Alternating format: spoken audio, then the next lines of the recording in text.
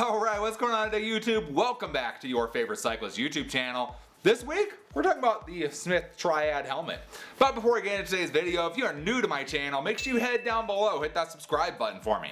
If you already are subscribed, make sure you hit that bell icon next to that. That way you get notified every time I upload. That way you don't miss any of this awesome cycling content on this channel. So like I said, today we're talking about this new helmet, the Smith Triad helmet here. And you might be like, hey, you just got a new helmet. And I did just get a new helmet. It's right back over there. My Fox mainframe is still there. It's a good mountain bike helmet. This helmet here is a little bit different. This helmet here is actually going to be what's considered a gravel helmet, or you can consider it a road helmet.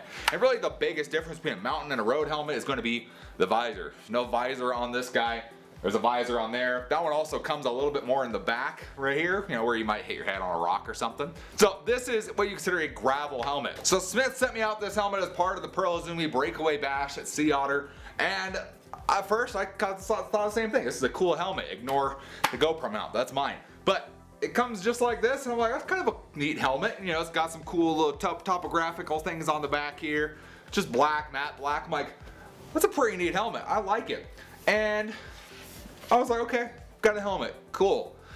It wasn't until I learned what this helmet can do and what this helmet has built in that I realized this is actually a really sick helmet. This is really cool. So that's what we're talking about today. We're talking about how far helmets have come and some of the crazy stuff that's inside of this helmet that this helmet can do. So first off, pretty neat design, pretty cool, nice by Smith. This is the extra large, so it's for people with the big head like me. It literally goes 61 to 65 centimeters. I have like a 63 centimeter head.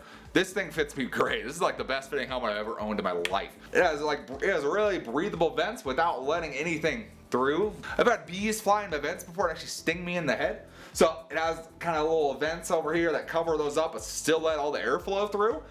And it's a pretty neat helmet looking like it. It's got, you know, your standard adjustment right here. It's got stickers all over the place for different things, and that's what we're going to talk about. We're talking about all the safety stuff that's in here. So first off, it does have MIPS, as you can tell right there. So what MIPS essentially does is it separates the actual helmet body from the pretty much core part right here and allows a little bit of twist. As you can see, if we move that, it twists a little bit, and that's what that's for. That's what MIPS does. So pretty much when you hit the ground, it'll allow the helmet to twist a little bit without your head, minimizing brain damage, neck injuries, all that kind of stuff. So it already has that. That's pretty common in like every helmet out there nowadays. You can find that in there, and it's something I recommend. It's very interesting once you switch over to it, but just having that peace of mind that you have a little bit extra protection up here makes a big difference. Kind of want my brain to keep working some.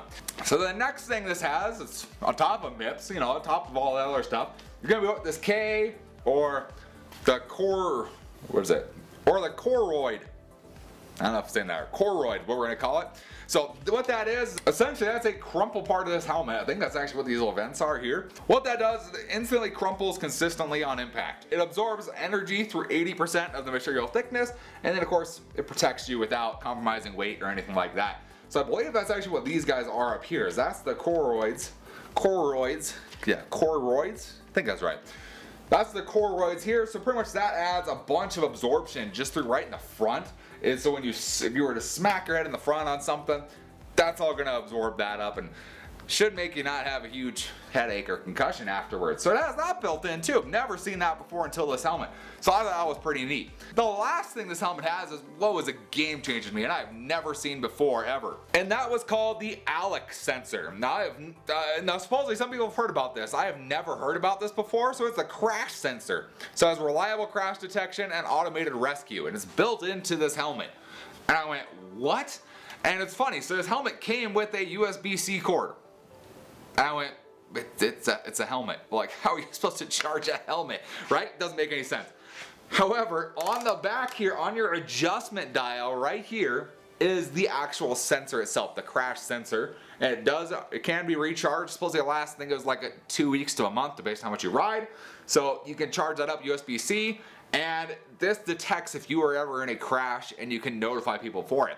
And it's pretty neat how that works. So even with this being a gravel helmet, if you crash, and with gravel you're kind of out in the middle of nowhere sometimes, people will get notified that you got in a crash and be able to know your location. So what we'll do here, so you can actually download the app, the ALEC app here. And with the ALEC app, you can actually check the battery life of your actual sensor here. It can connect to it so you know that it's connected right there. And then what we're going to do, I'm going to show you guys how this actually works. So in here you can test the sensor here.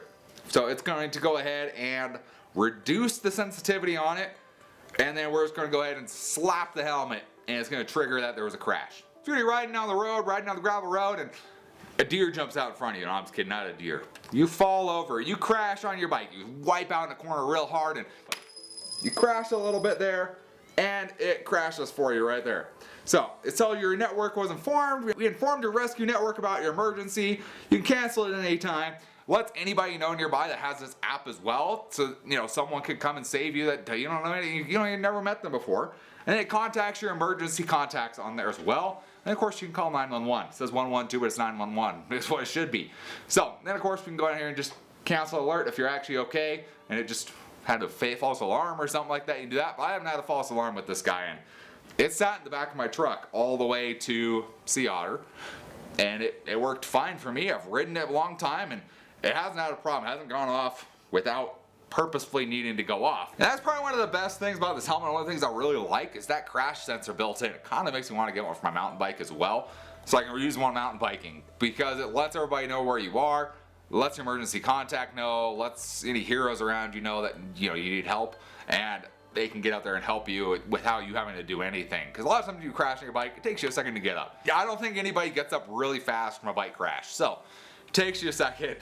You don't have to, this will get in touch with somebody if you really need it. And that's one of my favorite things about this helmet, I think, is that crash sensor on the back. Along with all the other safety features in here, that crash sensor is going to make a huge difference, and just feeling safe while I'm out riding is really what it's going to do. So if you guys are interested in checking out a Smith helmet, I think they're pretty sick. They look really good. I like the look of that. It's pretty basic, but it looks really good. If you guys are interested in checking one out for yourselves, I'm going to have a link down in the description below so you can check one out. Pick one up, stay safe, be happy, continue to live. Good things to do. If you enjoyed the video or at least found it entertaining, give this video a big thumbs up. Appreciate the support. Any comments or questions, let me know down in the comment section below. Love talking to you guys. Love answering any questions you guys have. And I will see you in the next video. Thanks for watching today.